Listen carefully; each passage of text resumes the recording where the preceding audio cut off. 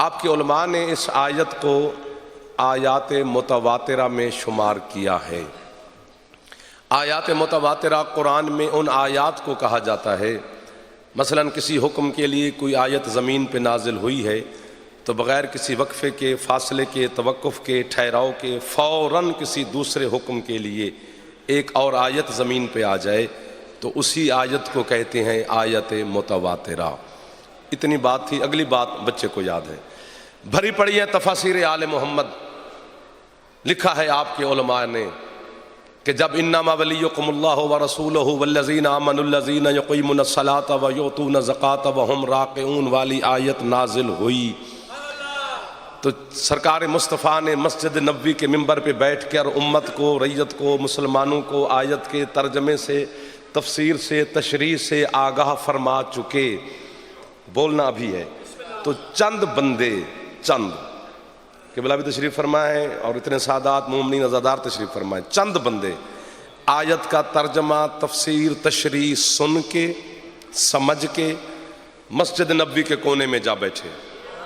جو انہوں نے آپس میں میر محمد علی پہلی بات کی ہے نا، آپس میں، اگرچہ انہوں نے بات دشمنی علی میں کی ہے لیکن دشمن کے منہ سے بات بڑی اچھی نکل گئی۔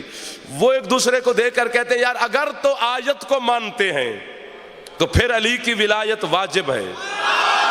کہتے ہیں اگر تو آیت کو مانتے ہیں۔ دو چار بندے چپ کر گئے، پتہ نہیں کیوں، اس کی خبر مجھے نہیں، اس کی خبر مجھے نہیں، ہاں یہ خبر وہ مولا جانتا ہے۔ اگر تو آیت کو مانتے ہیں تو پھر علی کی ولایت واجب ہے،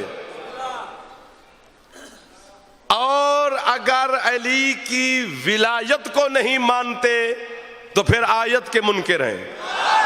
وہ کہتے ہیں اگر تو آیت کو مانتے ہیں تو پھر علی کی ولایت واجب ہے، اور اگر ولایت کو نہیں مانتے تو پھر آیت کے منکر ہیں۔ ایک آیت کے منکر تو پورے قرآن کے منکر، تو لعنتی، جہنمی، اللہ، رسول، انبیاء، مرسلین، ملائکہ لعنت کریں گے۔ مجھے حسین کے ممبر کی تقدس کی قسم، سیدہ کی اس مجلس سے، سیدہ کے نام سے منسوب ہے اس مخدومہ کی عزت کی قسم ہے، باوضو میں 14 کی بارگاہ میں حاضر کھڑا ہوں۔ وہ سمیع بھی ہیں، وہ بصیر بھی ہیں، مجھے دیکھ بھی رہے ہیں، مجھے سن بھی رہے ہیں۔ خدا نے کسی گنہگار پہ لعنت نہیں کی، صرف جھوٹے پہ لعنت کی ہے۔ اگر میں جھوٹ بولوں اللہ کی لعنت کی زد میں کھڑا ہوں۔ پنڈال اٹھ کے بولے تو داد تھوڑی ہے، جو نہ بولے وہ علی سے گھر جا کے معافی مانگے، ورنہ یہیں سے مانگ لینا۔